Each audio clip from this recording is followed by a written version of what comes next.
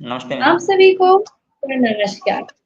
मैं MS Kesari publication की संस्थापिका मुस्कान केसरी आप तमाम दर्शकों का मंच पर स्वागत करती हूँ, अभिनंदन करती हूँ। हर बार की तरह आज भी मैं एक ऐसे साहित्यकार को लेकर आई हूँ, जिनके परिचय, जिनकी कहानी सुनकर आपको बहुत ही सारी प्रेरणा मिलेगी। तो चलिए, बिना समय गवाए आज के हमारे आमंत्रित लेखक योगेश जी का मैं मंच पे स्वागत करती हूँ। सर, आपका मंच पे बहुत-बहुत स्वागत है। धन्यवाद मुस्कान जी, आपका आभार। मेरा नाम परमान जोगेश, मैं बाड़मेर राजस्थान से हूँ और मेरे पिताजी का नाम श्रीमान पाताराम जी हैं। मैं राजस्थान से मैं अभी बीएससी बीएड प्रथम वर्ष का विद्यार्थी हूँ और अपने कुछ साहित्य में रुचि है तो कविता वगैरह भी लिखता हूँ। वाह! मैम ये बहुत तो ही शानदार परिचय है सर आपका।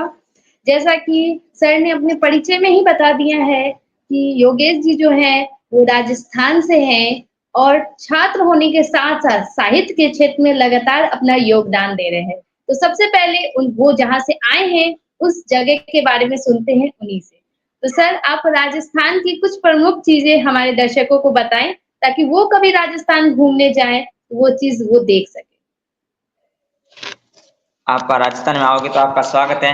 राजस्थान में जैसे मैं मारवाड़ से आता हूँ तो मारवाड़ में बहुत कुछ है। जैसे आप यहाँ आओगे तो हमारे यहाँ बोली है तो ये बहुत अच्छी है और यहाँ के लोग आपको मतलब प्रेम बहुत ज्यादा मिलेगा। आप अगर एक बार आओगे तो आप अपना गांव अपना शहर भूल जाओगे, क्योंकि हम यहाँ अतिथि का इतना सम्मान करते हैं कि आप पूछो मत। और जैसे मैं अभी बिलोंग करता हूँ, मेरा गांव है गोहड़ कतला, ये बॉर्डर से लगभग 1 किलोमीटर दूरी पर है और हमारे यहाँ प्रसिद्ध है एक दरगाह है दादा कासिम साहब की, और ये बहुत प्रसिद्ध है। यहाँ पर बहुत मतलब अलग अलग राज्यों से लोग आते हैं तीर्थ करने। और जैसे ये दरगाह मुसलमान है लेकिन हम हिंदू होने के साथ साथ सारे हिंदू वगैरह सभी इसकी करते पूजा। ऐसा नहीं है कि इसमें धर्म के आधार पर बंटी हुई नहीं है, ये हमारे यहाँ की खासियत है। वाह! बहुत ही बेहतरीन सर। अनेकता में एकता की पहचान आप लोग दिखाते हैं, बहुत ही प्यारा है। हाँ, तो हमने जैसा कि सुना है आपके परिचय में आपको अभी तक कई सारे सम्मान भी प्राप्त हुए हैं। तो सम्मानों के बारे में बताएँ कि आपने किस तरह से स्टार्ट किया था साहित्यिक क्षेत्र और कैसे आपको वो सम्मान मिला? साहित्य स्टार तो मैंने अभी किया था लगभग फरवरी में। एक प्रतियोगिता थी, कोई थार का मेला प्रोजेक्ट भरोसा करके संस्थान है, उन्होंने आयोजित की थी। तो मैंने अपनी एक कविता भेजी थी, लैंगिक असमानता देश में जो फैल रही है प्रचलित कुप्रथा लैंगिक असमानता, इस पर मैंने कविता लिखी थी। तो इस पर मुझे जिला स्तर पर दूसरा स्थान प्राप्त हुआ और जिला प्रशासन ने मुझे सम्मानित किया। उसके बाद से मेरी रुचि बढ़ती गई और मैं लिखता गया। उसके बाद से फिर मैंने बहुत सारी कविताएं लिखी, फिर एक लेख लिखा, उसके बाद मैं लिखता ही गया। वाह! बहुत ही सुंदर सर। तो हम चाहेंगे कि आप अपनी कोई रचना हमारे दर्शकों को सुनाएँ। हाँ, मैं ज़रूर सुनाऊँगा। मैं आपको एक छोटी-सी कविता है गुरु पर, क्योंकि मैं जो कुछ भी अपने गुरुजनों की वजह से हूँ, तो मैं कविता गुरु पर कविता है, गुरुजनों को समर्पित करता हूँ। तो कविता यूँ है कि ज्ञान का दीपक होता है गुरु, अज्ञान का दीमक होता है गुरु, देश का भविष्य वर्तमान है गुरु, समाज की आन बान शान है गुरु, खुद जहाँ हैं वहीं रहते, लेकिन शिष्य को मंजिल का रास्ता बताते, मुझसे भी आगे जाए मेरा शिष्य, यही एक आदर्श गुरु चाहते। चिकित्सक इंजीनियर तो लाखों कमाते, लेकिन गुरु का नहीं है कोई मोल, क्योंकि गुरु है अनमोल, गुरु है अनमोल। गुरु शिष्य का रिश्ता होता है अनमोल। गुरु की महिमा कैसे गाऊं, गुरु की महिमा कैसे गाऊं, गुरु के बारे में और क्या क्या बताऊं, नहीं है मेरे पास कोई शब्द, गुरु ने ही तो सिखाए मुझे अलंकार और छंद, अलंकार और छंद। किताबी ज्ञान तो हर कोई सिखाता, कि किताबी ज्ञान तो हर कोई सिखाता, लेकिन जिंदगी जीना एक आदर्श गुरु ही सिखाता। जिंदगी की मुसीबतों में जब जब फंसे हम, आगे पीछे कुछ ना दिखा, धंसे हम, तब गुरु ने आकर पार लगाया, सही गलत का ज्ञान कराकर तनाव का भार हटाया। तो ये थी मेरे सामने आपके सामने मेरी छोटी सी कविता। बहुत ही सुंदर सर, बहुत ही सुंदर। अभी 5 सितंबर को शिक्षक दिवस आ रहा है, उससे पहले ही आपने गुरु पे रचना प्रस्तुत कर दी है। तमाम जितने भी गुरुओं हैं, उन सभी को ये रचना समर्पित है और योगेश जी की इतनी प्यारी रचना सुन के ज़रूर हमारे दर्शकों के अंदर ये उत्साह बढ़ गया होगा कि वो आपकी दूसरी रचना भी सुन पाएँ। तो सर आपके पास अगर कोई दूसरी रचना हो तो हमारे दर्शकों को सुनाएँ। दूसरी रचना एक मिनट मैं आपको बताता हूँ। दूसरी एक रचना है मेरी बहन पर लिखी है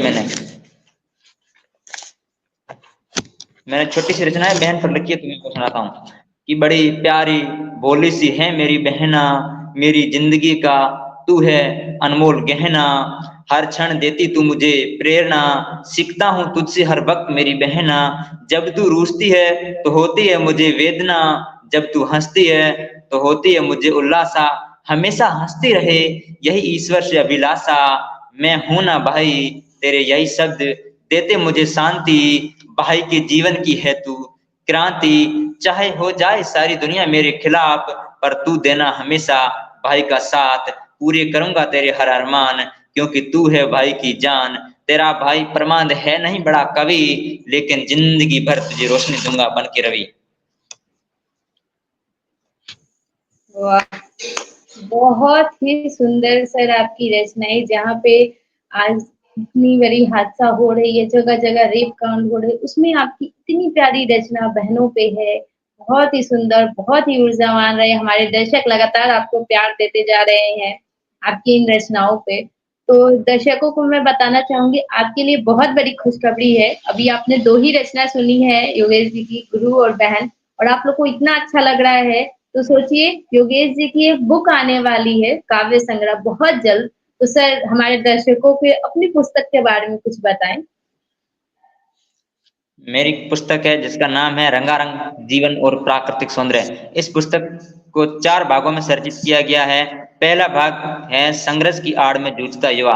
इसमें मैंने लिखा है कि जैसे कोई छात्र प्रतियोगी परीक्षा में असफल होता है तो उसको रिश्तेदार, उसके दोस्त, दुनिया ताने देती है तो वो हताश हो जाता है। मैंने उसको हताश न होने की प्रेरणा दी है इस किताब में। इस किताब में मैंने लिखा है कि हमें हताश नहीं होकर उन्हें ताने रूपी पत्थरों को अपने नींव निर्माण करने में, अपने मंजिल निर्माण में आगे बढ़ना है। और दूसरा भाग है इसका पेड़ों का जादू और उनका हमारे जीवन पर प्रभाव। इसमें मैंने लिखा है अपने मारवाड़ के इलाके के, हमारे बाड़मेर साइड के जितने भी पेड़ हैं, सारे पेड़ पौधों को मैंने इसमें कवर किया है और पेड़ पौधों की जानकारी दी है। अगर आप पढ़ेंगे तो आपको यहाँ के पेड़ पौधों के बारे में जानकर इतना उत्साह होगा, इतनी रोचकता बढ़ेगी, इतनी रुचि होगी आपकी की। और तीसरे भाग में मैंने लिखा है सोशल मीडिया एक मीठा जहर, यानी सोशल मीडिया एक मीठा जहर ही है जो हमें मीठा जहर है, हम इसकी लालसा में फंसते जा रहे हैं। और चौथा भाग मैंने लिखा है महिला सशक्तिकरण, यानी मैंने महिलाओं के बारे में लिखा है। वाह! इसमें महिलाओं को मतलब एक में हर सार मिलेगा, हर रस मिलेगा, आपको बहुत सारी जानकारियाँ भरी रहेंगी एक ही पुस्तक में। तो सर इसके बारे में आप बताएँ हमारे दर्शकों को कि आपकी पुस्तक कैसे प्रकाशित होने वाली है, कब होने वाली है, इसका विमोचन कहाँ होगा? हमारे जो पाठक होंगे, हमारे जो व्यूअर हैं, वो आपकी बुक कैसे खरीद सकते हैं?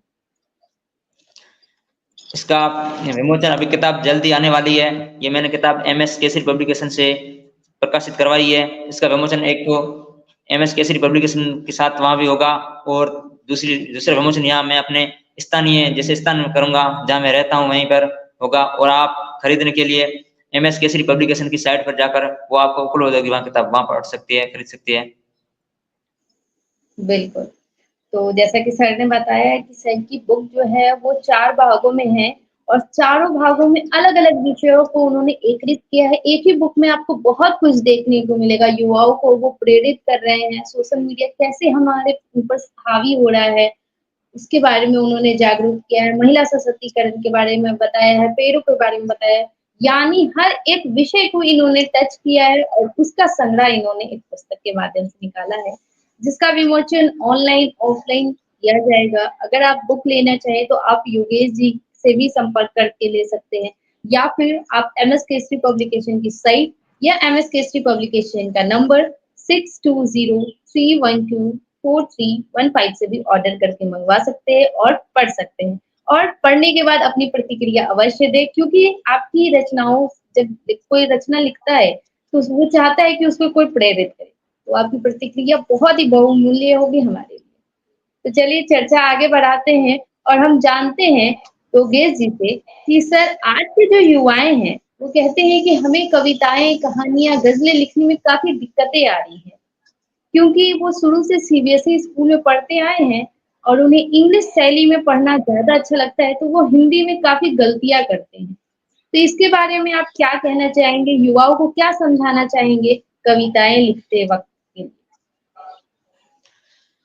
जैसे इंग्लिश में अगर आपने बताया कि सीबीएसई में पढ़ते हैं, इंग्लिश में दिक्कत आती है, तो मैं तो यही कहना चाहूँगा कि हम सीबीएसई में पढ़ते हैं, तो हमें हमारे जिस विषय पर पकड़ है, जैसे भाषा इंग्लिश भाषा पर पकड़ है, तो हम इंग्लिश में लिख सकते हैं। अगर हिंदी में लिखना चाहते हैं, तो हमारी पकड़ हो सकती है, क्यों नहीं होगी? धीरे-धीरे अगर प्रैक्टिस करेंगे, तो हमारी पकड़ उसमें भी हो जाएगी।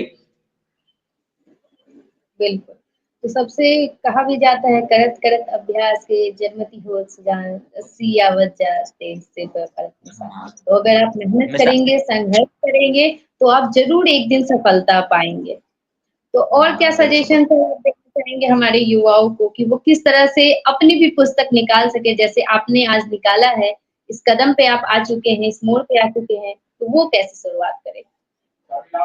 मैं युवाओं को यही संदेश देना चाहूँगा कि हमारी जिस क्षेत्र में रुचि हो, हमें वही काम करना है। अगर हमारी रुचि कविता लिखने में है, तो हमें कविताएँ ही लिखनी है, किसी और के कहने पर काम नहीं करना है। अगर कोई हमें कह रहा है कि आपकी रुचि कविता लिखने में नहीं, अगर हमारी रुचि है, अगर कोई कह रहा है कि आप डॉक्टर बनो, इंजीनियर बनो या कलेक्टर बनो, अगर आपकी रुचि नहीं है, तो आप बनकर भी खुश नहीं रह पाओगे। आपकी जिस क्षेत्र में रुचि है, उसी क्षेत्र की तरफ काम करना है। जैसे अगर आपको गायक बिल बनना है, तो आप गायक ही बनो, किसी और के कहने पर डॉक्टर या इंजीनियर मत बनो। आप बन भी जाओगे, लेकिन आप खुश नहीं रह पाओगे, क्योंकि जहाँ हमारी रुचि होती है, वही हमें अच्छा लगता है। ये मेरे साथ खुद के साथ हो रखा है, बिल इसलिए मैंने इसी के आधारित पुस्तक लिखी है। बिल्कुल, बहुत ही प्यारा संदेश सर दे रहे हैं और बिल्कुल यही है कि कोई भी क्षेत्र आज के समय में कम और ज़्यादा नहीं है, हर एक क्षेत्र एक समान है, बस आपकी रुचि होनी चाहिए, आपकी उत्साह होनी चाहिए, उस काम के प्रति लगन होना चाहिए, आप सफलता ज़रूर पाएँगे। तो अभी हाँ। लगातार सर हमारे व्यूअर सुन रहे थे, तो आप हमारे व्यूअर के लिए क्या कहना चाहेंगे? जो आपको इतना प्यार दे रहे हैं, आपकी पुस्तक प्रकाशित होने के लिए इंतज़ार कर रहे हैं। दर्शकों को मैं इतना कहना चाहूँगा कि आप एक बार पुस्तक को पढ़ के देखिए, रचनाओं को पढ़ के देखिए, फिर प्रतिक्रिया दीजिए, आपको कैसी लगती है। अगर कुछ गलती हुई हो लिखने में, क्योंकि इतना तो मुझे भी ज्ञान नहीं है भाषा का और गलतियाँ भी होगी, गलतियाँ हुई होगी, तो आप मुझे उसकी प्रतिक्रिया दीजिए, क्या गलती की है मैंने, ताकि आगे सुधार कर सकें। बिल्कुल। तो बहुत ही ख़ास बातचीत में बहुत कुछ विषयों पे चर्चा हुई और बुक के भी बारे में बताया गया है। तो ये अभी इंटरव्यू का पहला पार्ट है, जिसमें आपको योगेश जी के कुछ परिचय के बारे में, उनकी बुक के बारे में बताया गया है। नेक्स्ट इंटरव्यू बहुत जल्द आएगा जब इनकी ऑनलाइन पुस्तक विमोचन हो जाएगी। उस वक़्त पुस्तक के साथ योगेश जी हमारे साथ दोबारा जुड़ेंगे और बुक की पूरी रचनाएँ के बारे में चर्चा करते हुए आप सभी को बताएँगे और आप सभी को ये बुक कैसे मिलेगी और कितना आपको डिस्काउंट मिलेगा, क्या आपको फ्री डिलीवरी मिलेगा, क्या कुछ आपको मिलने वाला है, कैसे इसका विमोचन ऑफलाइन होगा, सारी जानकारी आपको नेक्स्ट वीडियो में मिलेगा, जिसमें हमारे साथ योगेश जी पुनः जुड़ेंगे। तब तक आप सभी को तहे दिल से धन्यवाद। आप सभी ने इतना प्यार दिया इस वीडियो को। हम लोग फिर मिलते हैं अगले कार्यक्रम में, अगले नए लेखक के साथ और योगेश जी के अगले जो इंटरव्यू सत्र होगा उसमें भी। सभी को धन्यवाद। आभार।